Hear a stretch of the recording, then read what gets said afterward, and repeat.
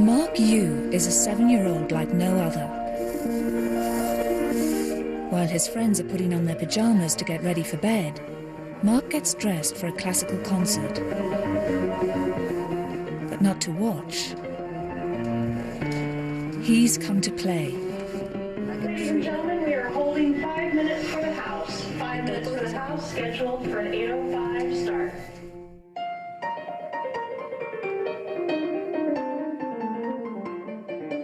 Mark can play more than 40 classical pieces from memory.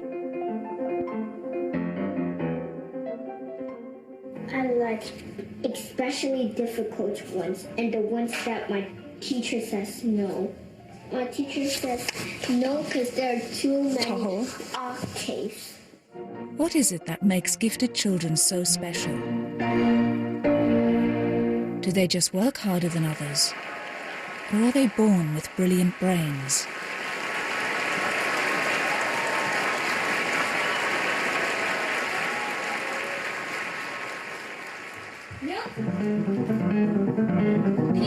It's a tense day for Mark and his mother, Chloe.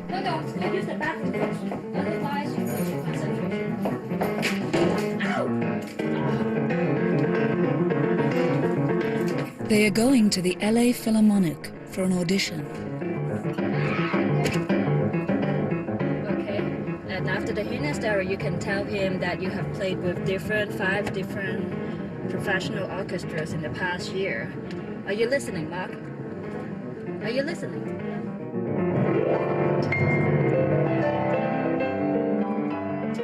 Mark has been invited to play for Vasily Sanaisky, a world-famous conductor.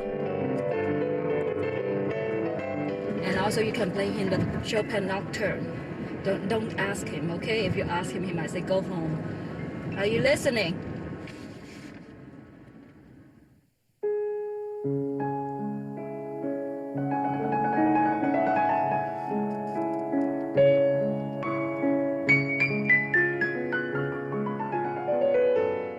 Maestro Sanaisky has seen talents come and go. Getting this man's ear for 10 minutes is a rare privilege for anyone, let alone a little boy.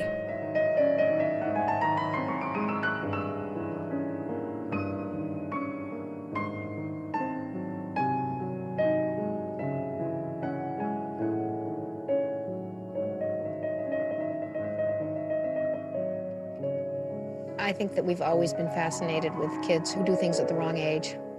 And this is what gifted kids do. They do things at the wrong age. They're not supposed to be doing things so advanced. So they shock us, they surprise us. They seem like little adults in child bodies. And we want to figure out how it's possible. Ellen Winner has spent the last 15 years studying gifted children. Today she's come to visit Mark.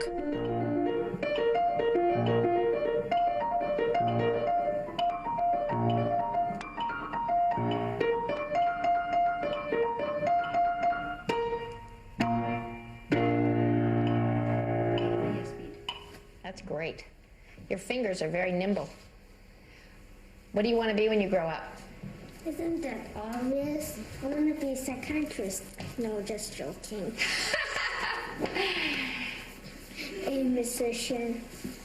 So I want to know how your mom first discovered that you were so musical. There was one day when I went to a party and I heard the melody of Mary Had a Little Lamb, and I played the tune on the piano. Really? Yeah. How old were you? 2. While they were singing, he jumped on it and played the whole Mary Had a Little Lamb. And I've never taught him how to play the piano. And did he get it completely right? Oh, yeah.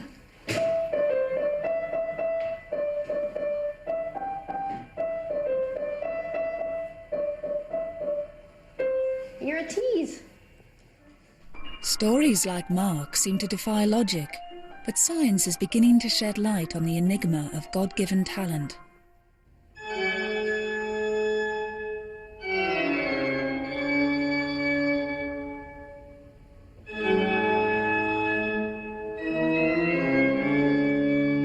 Gottfried Schlaug started playing when he was 7 years old.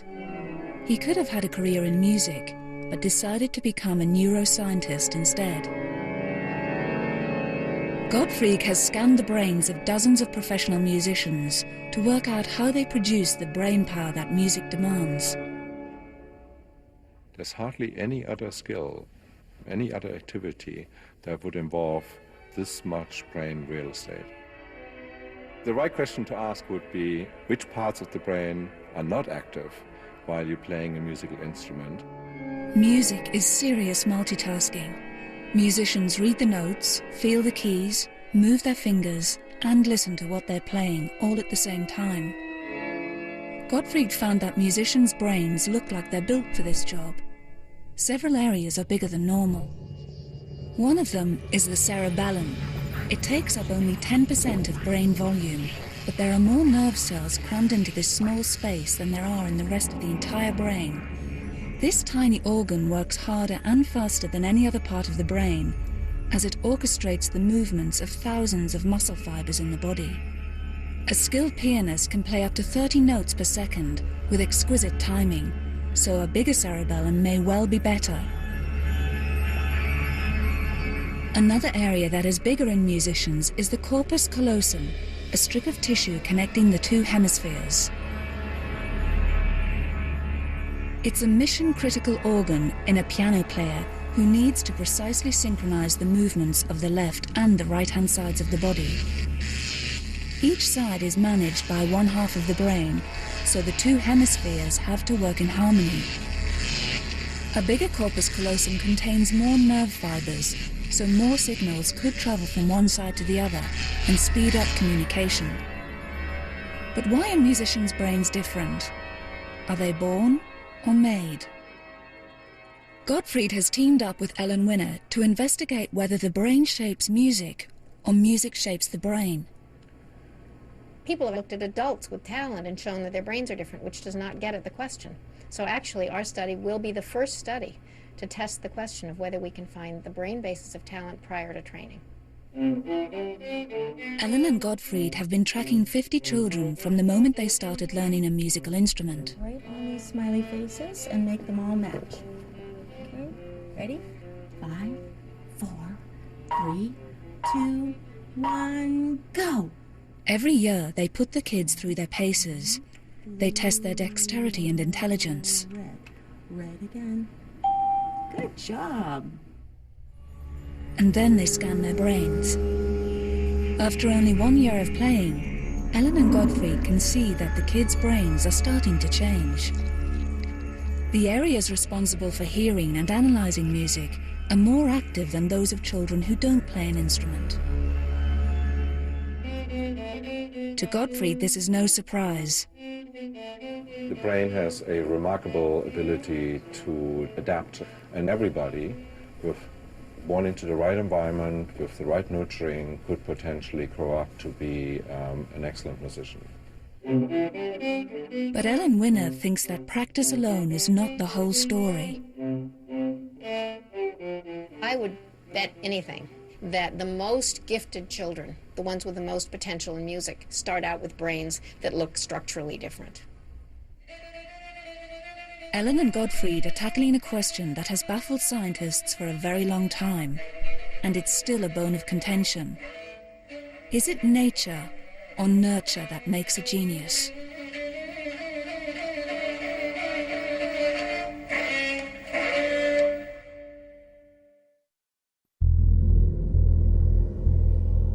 In 1970, in a quiet suburb of Los Angeles, a harrowing story came to light.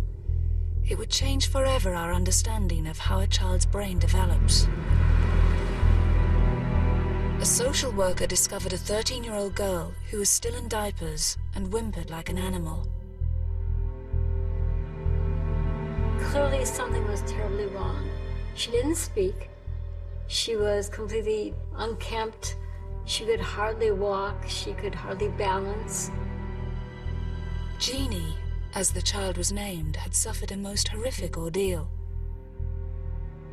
We learned after she was found from interviews with her mother, from some drawings that Jeannie made, that she had been kept isolated in a room at the back of the house.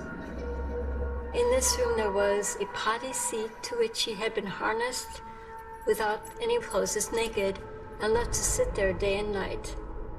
She was in this room for 12 and a half years. Jeannie's father was mentally unstable.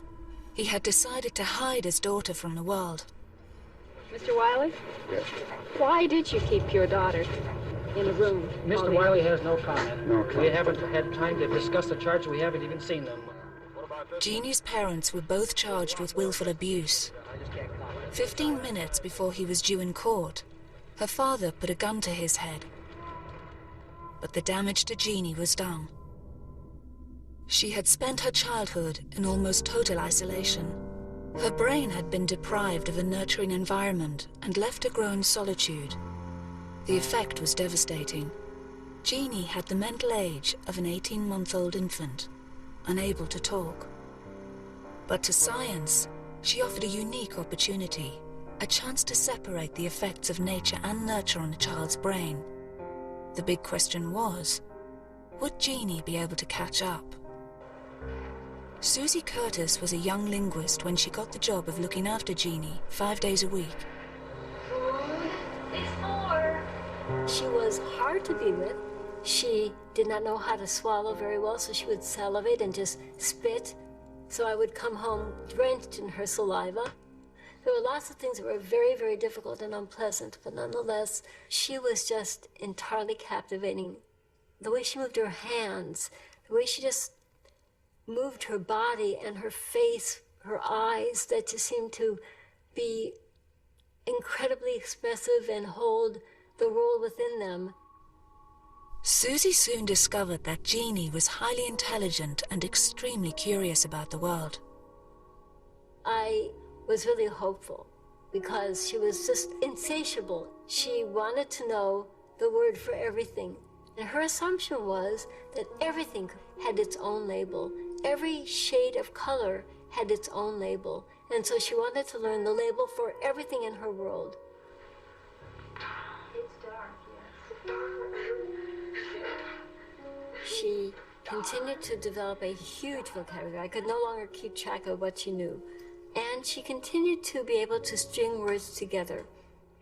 Buy applesauce store, or buy more applesauce store, which meant buy more applesauce at the store. Let me see, the log? But the little bits and pieces of English that take those words and transform them into a grammatical sense never came in. All the question words like who, what, where, why, when, never. She never had any of them. Pronouns like he, she, it, they, him, her, not in her vocabulary. And so despite all the years that I was with her, where I saw lots of growth in lots of other areas, she didn't ever learn the grammar of English. Jeannie never worked out the fundamental rules of language. Her brain had missed a critical stage of its development. In the first years of life, the main job of the brain is to make sure all the brain cells are wired up correctly. Surprisingly, it's not just a matter of making connections, but cutting them. A 3-year-old has twice as many connections between brain cells as a grown-up, and they're jumbled and chaotic. To work properly, the brain must decide which connections to keep and which ones to cut. Trillions of connections need to be checked. So the brain uses a brutal but effective rule. Use it or lose it. Because Jeannie's parents hardly ever spoke to her, the parts of her brain responsible for grammar were not stimulated and were crippled for life. Jeannie's story did not have a happy ending. She went through a string of foster homes, was abused in one of them, and stopped talking altogether. She now lives in a care home in California. Jeannie's experience was extreme, but her case taught science that once a critical window of brain development has passed, there is no going back. A growing brain is both vulnerable and extremely malleable. You do it like that, until it's really pointy. And see my wrist? Mark's mother exploited this quality to teach him one of the most complex languages in the world. Yeah, that means a person with 2 legs. Yeah. Mark's first 3 years, I spoke to him in Cantonese exclusively. He did not learn how to speak English or another language until he started school when he was 3 years old. And I'm teaching him little by little Mandarin. That's why I made a right decision to teach him Cantonese in the very beginning. It's the hardest language to pick up later on in life. Stimulation is essential for a growing brain. By the time a baby is born, it has already done 12 weeks worth of listening. Very often a child's first memory is a melody. When Mark's mother, Chloe, was a little girl, she really wanted to play the piano, but her parents followed Chinese tradition and lavished all the musical education on her elder brother. So when Chloe was having Mark, she immersed him in a world of music to give him what she herself was denied. During my pregnancy, I would play the same piece over and over again, hoping that by the time when he was born, he could hum me a Fifth Symphony by Beethoven. I'm just kidding. But yeah, it actually happened when about the time when he started talking, he was humming the same symphonies that I've been playing to him since I was pregnant. Chloe certainly didn't waste any time with Mark's education. But is there actually any point in starting this early?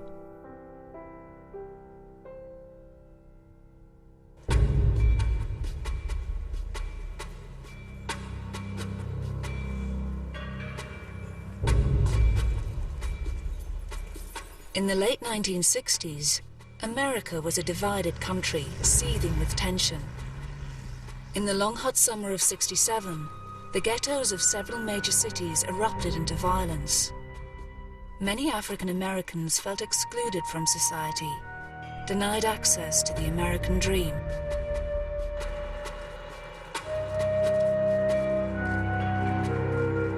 Politicians tried to stem the tide by pouring money into schooling and social programs, but it didn't work. Disadvantaged children were still being left behind.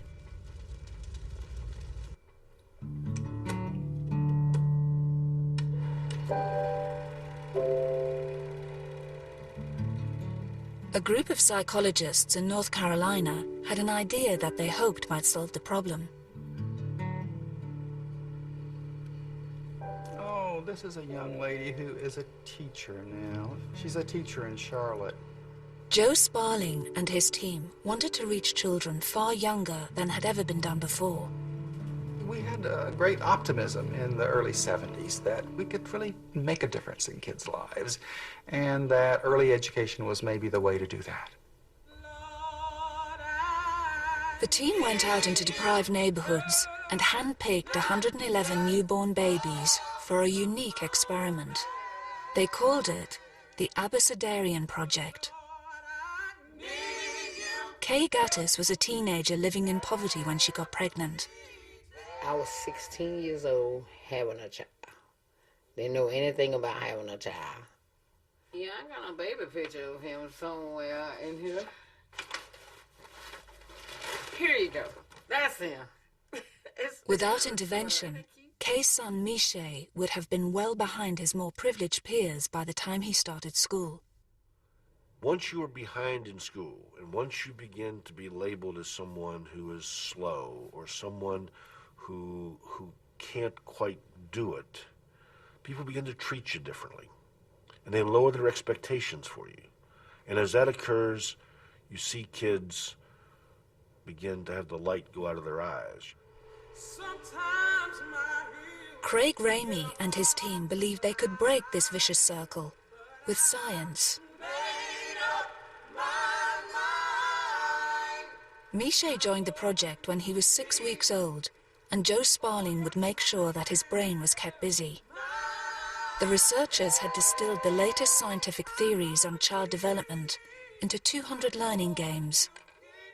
You put one in, you put a blue ball in. Oh, you got it out. Look at this. However simple, each game had a hidden agenda. You don't like those all together? One of the important principles of teaching is follow the child's lead, because if the child is into something, that's something they're ready to learn. See mine? Can you get one like mine? It's not a matter of just throwing stuff at the kid.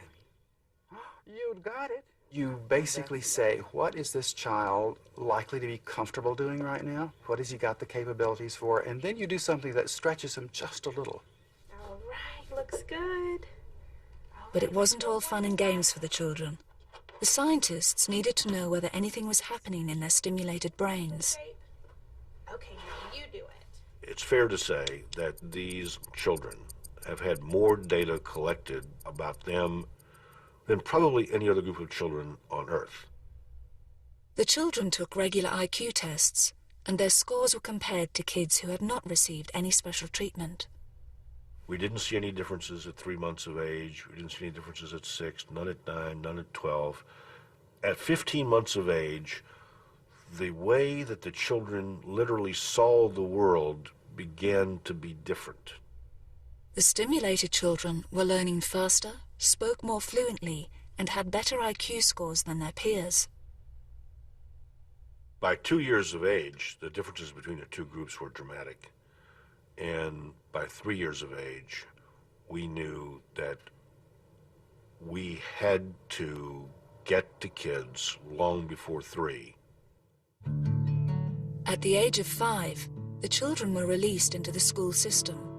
But wherever they went, they always came back to be tested. And that's when the real surprise hit. They had kept their IQ advantage, achieved higher qualifications, and gained better jobs. Solid proof that early stimulation did have a lasting effect on their lives. We were over the moon. This was meaningful. IQs were never the objective, but they were a way to measure that something was happening. Something was going on in there, and that translates into school achievement, into later life achievement. Mishay Gattis is one of many success stories. Very proud of him. I'm proud of all my kids, but he's like teaching me in my life now. Mishay got a college degree and now works in New York. Early intervention had not just boosted the IQ of the children, it had taught them the rules of the learning game. Some of my friends, they call me smart boy, a nerdy boy, this, that, you know. Nah, I'm not, you know, I'm just like you. I just like to learn. Everything goes back to early learning, early education. It really does. I mean, I don't care what most people will say, you know, wait till you get into public school, what have you. No, it starts way earlier than that. And I think hadn't I had that, who knows where I would have been. 35 years after the study began, the results are crystal clear. For the brain, there is no such thing as too early.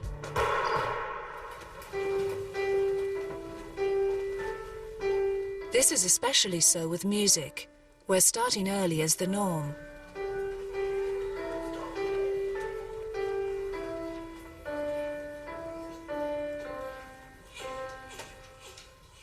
But is an early start enough to make a genius?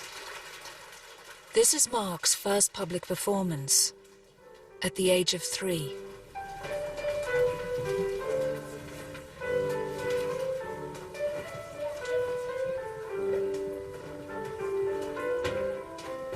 Within 1 year, Mark had moved on from Mary Had a Little Lamb.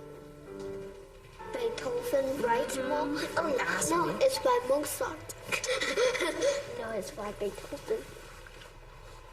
How long did it take him to learn that? Not too long. Not too long. That piece is only about 4 pages.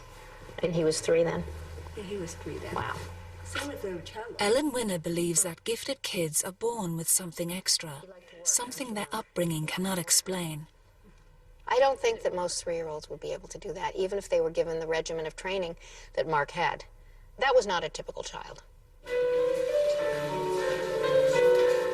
Could it be that Mark inherited his gift? Is there a gene for genius?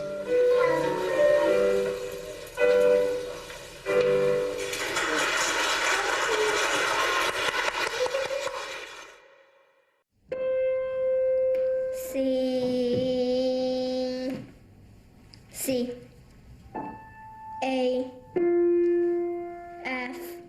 Mark Yu has a rare gift. Perfect pitch. F, E, D, C. I already know. Perfect pitch is really a very well-developed memory. Some people have this ability to remember from very early ages with precision exactly what frequencies sound like. They know that 440 sounds like that. What blew me away was Chloe saying he's never studied it. Major. And this one? Jeff Bernstein, a distinguished musician, is intrigued to know just how good Mark's ear really is. To Mark, identifying a musical note is as easy as naming a colour. Only 1 in 10,000 people have this gift. 4 notes.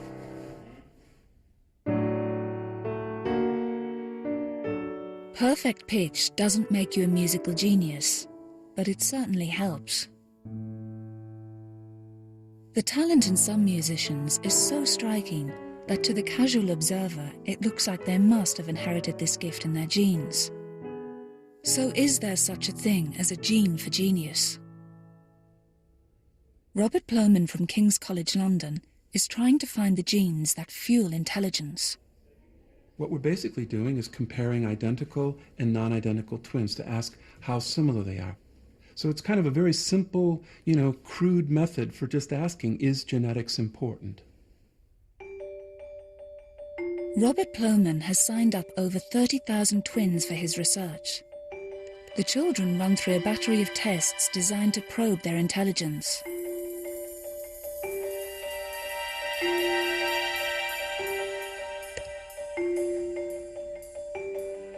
Young twins brought up together experience the same environment, which allows Robert to take nurture out of the equation. He compares the test scores of identical twins, who are genetically the same, to the scores of non-identical twins, who are genetically distinct. Any difference in these twins' test scores must be down to what they're born with.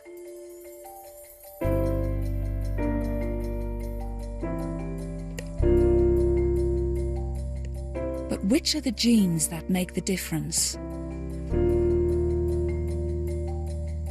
Some twins have donated their DNA, so Robert can try to find out. A Herculean task. Here's your genes. There's 3 billion nucleotide bases of DNA, and there's maybe millions of DNA differences between us. Now, so that's been the problem. Over the years, Robert has collected DNA samples from 10,000 twins. He now uses cutting-edge molecular biology to compare the DNA of twins with high test scores to the DNA of the less able twins. He hopes that this will help him pinpoint the genes that produce the IQ differences between children, and the more he looks, the more he finds. Genetics works in very complicated ways. We're not talking about one gene that changes something simple and physical like neurotransmitters. What's clear is we're not dealing with 1 or 2 genes. We're probably dealing with hundreds of genes of very small effect. Even hundreds of genes acting together do not produce a genius, but Robert thinks they can provide a child with a particular propensity that can then be nurtured. So genetics only gives us these propensities to seek things out in the environment. So kids with genetic propensities, say to musical ability or reading or sports, they actually, as they make their way in the world, select and create and modify environments to kind of foster the development of their ability, so that little differences early can become bigger and bigger differences as kids grow up and make their way in the world.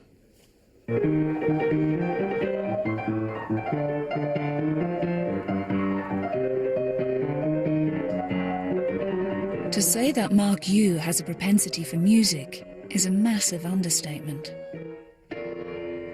His whole world revolves around it, from dawn to dusk, 7 days a week. He He now practices up to 8 hours a day and says he loves every minute of it.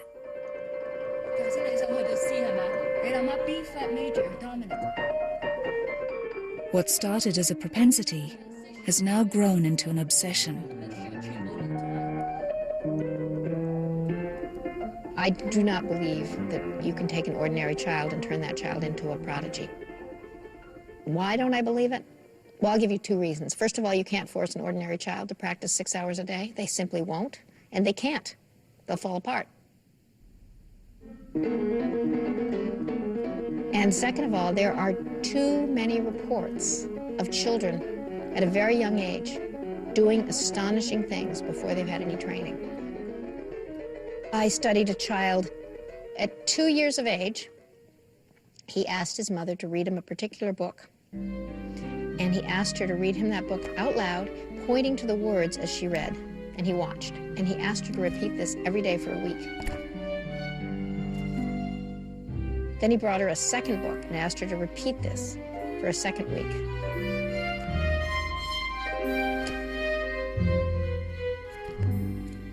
At the end of 2 weeks, he knew how to read. He never wanted to be read to again. He had cracked the code of reading. Gifted children are not just born with aptitude, but an iron will to succeed. Mark has just bullied his mum into letting him ride without stabilizers for the first time in his life. Just do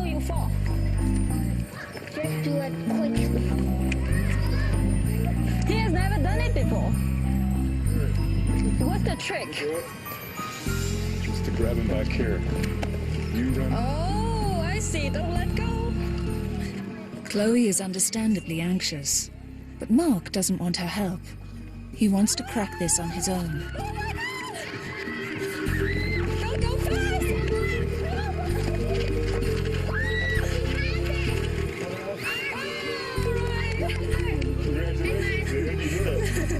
Thank you. That's how I learned. Really gifted kids drive themselves. I call it a rage to master. Some people don't like the word rage because it reminds them of anger, but I like the word because it really captures the intensity. Sometimes the parents are running along after these kids trying to catch up, trying to keep up. So I think one of the signs of a truly gifted child is a child who has this rage to master, a child who wants to play the piano, for example, who wants to practice voluntarily. Most kids do not want to practice voluntarily. A kid who you cannot drag away.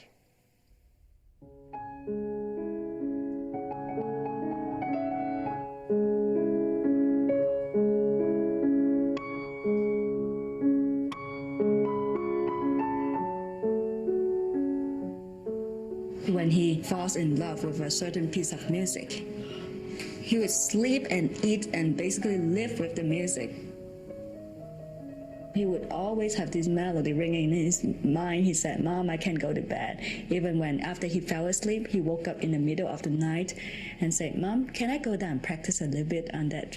I wanted to sneak out of the room and practice it silently, but my mom caught me sneaking out. Do you like easy pieces or difficult pieces? Especially difficult ones, and the ones that my teacher says no.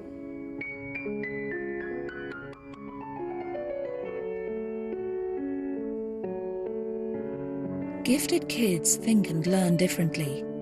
When they do the thing they love, they enter into an altered state of mind. You have a child who's motivated, and I think that the motivation is connected to the high ability. If you have high ability to learn, things come easily to you. You get a kind of a flow out of it. Flow is a state which all of us get into at certain times, where we're intensely occupied with some activity and we lose all sense of time. Gifted musicians get tremendous joy from playing. The more they play, the better they get, so they enjoy it even more. It's a virtuous cycle of accelerated learning.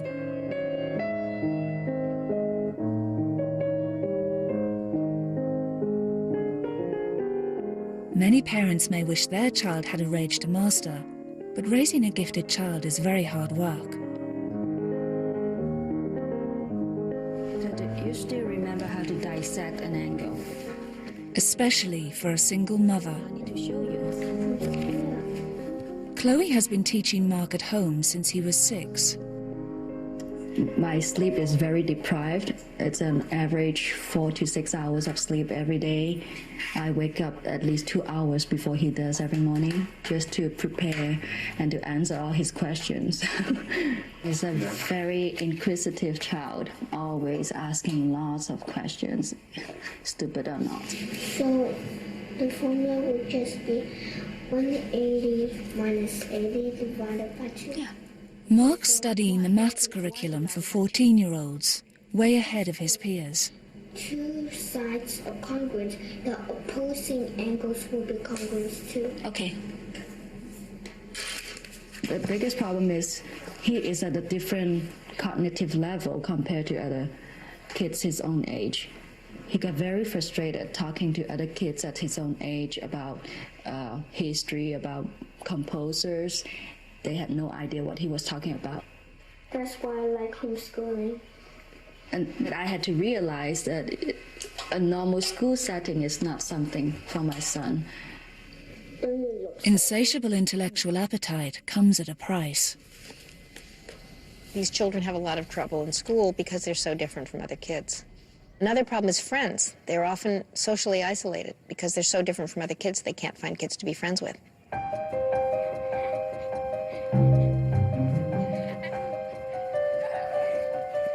Gifted children are in danger of being labelled as freaks. What is a normal life? I don't know. I guess he's different from other normal kids is that he doesn't watch that much TV and no video games. He spends more time on reading, libraries, playing outside in a park, stuff like that. That is what's abnormal about him, I guess. Happily, despite his very grown-up persona, Mark has no shortage of friends of his own age.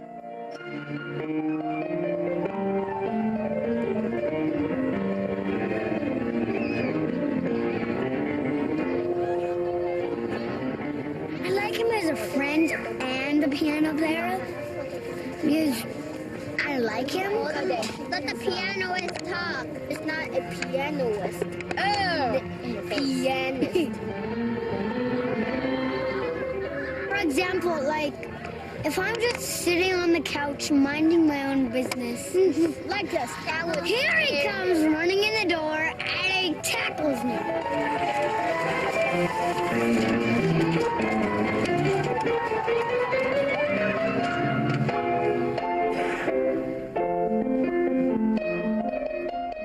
You look at Mark and you think this is exactly right for him. He's a wonderful boy. He's not awkward. He's not withdrawn. He's very sociable. He's brilliant and he knows it, but he doesn't, that he's not defined by it. He's also a boy.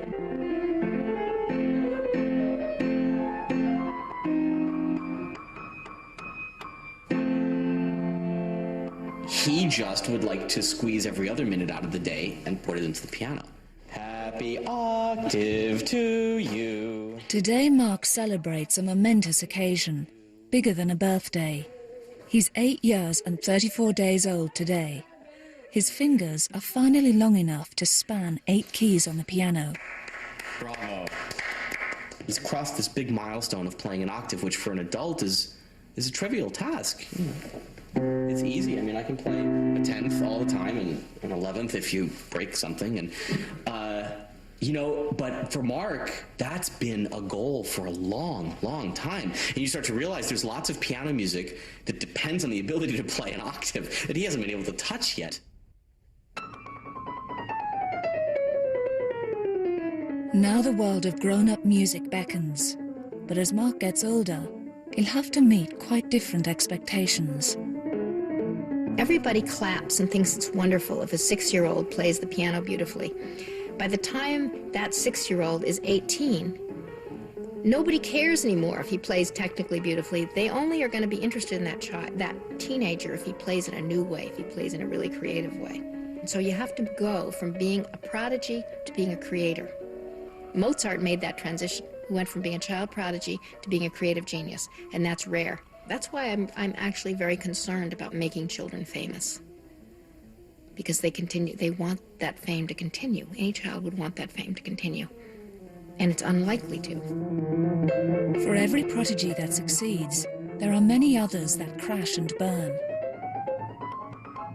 Puberty is a big hurdle for gifted kids, and it's not just hormones that cause trouble. At puberty, the brain has another go at cutting back connections. It's use it or lose it all over again. And the part that matures last is a brain area a teenager really needs, the prefrontal cortex, seat of judgment and self-control. This area isn't normally finished until the age of 20. With biology and psychology conspiring against him, what are Mark's chances of ever becoming a great musician?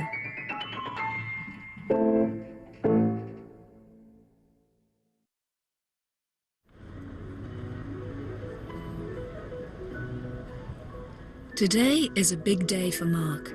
He's going to meet his hero.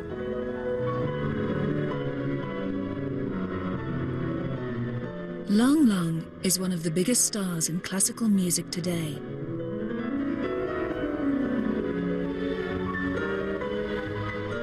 He started playing the piano in China when he was 3 years old and worked his way up to the top of the classical music game.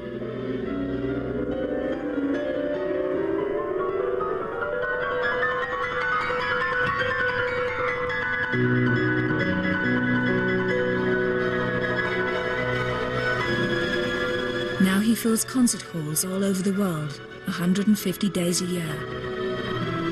Lang Lang is the man Mark wants to be when he grows up.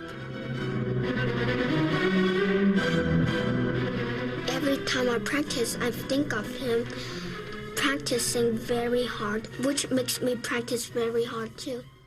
I would love to go to Carnegie Hall and perform there. I love to perform with many great orchestras, just like Lang Lang. Mark has been invited backstage for an audience with Lang Lang. They've met several times before, and Mark almost dares to call Lang Lang a friend. Wow, this is so high. Today is special because Mark has spent months practicing a duet, and now he wants to play it with his idol. Can you pedal here because of the octaves? Because I'll have to jump. Lang Lang is happy to indulge Mark's enthusiasm because he knows exactly what it's like to be in his shoes.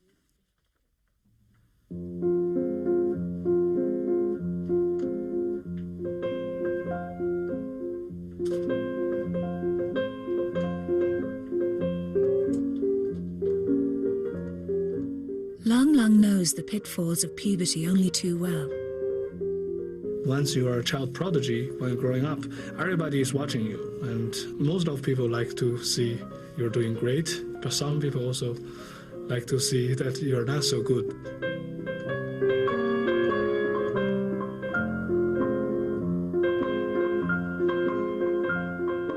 When I was 15, I started a new direction of playing. I like to play the hardest piece. I like to show people, how good I am. I had this, what you call the backlash. After getting all the great reviews, then I start getting really horrible reviews. It's like a nightmare. And then you need to think very carefully and to find yourself back.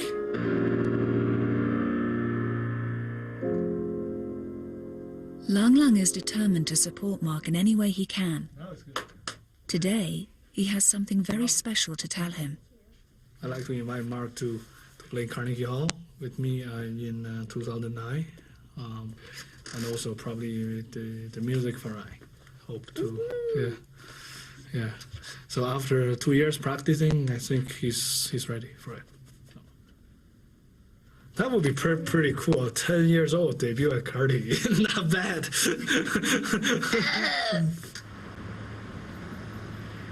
This is a big promise. The stakes are now higher than ever, and so is the pressure. I hope that Carnegie Hall 2009 thing is not a joke. Also, I hope he's serious about it.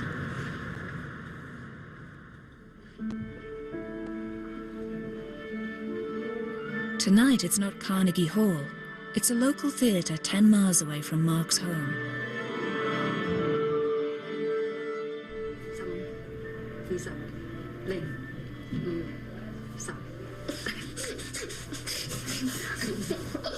Ladies and gentlemen, we are at Places. Mark's journey so far has been an amazing ride. He's shown skill, intelligence, and motivation worthy of a grown-up. Good evening, ladies and gentlemen. Tonight, we're sharing with you the imagination, dreams, and the journey to success through the eyes of a child. Let's meet Mark Yu. But the most amazing thing about him is something only a child can give us. Part of what tickles us inherently about a prodigy like this is what it's like when adult abilities are incarnate in a child.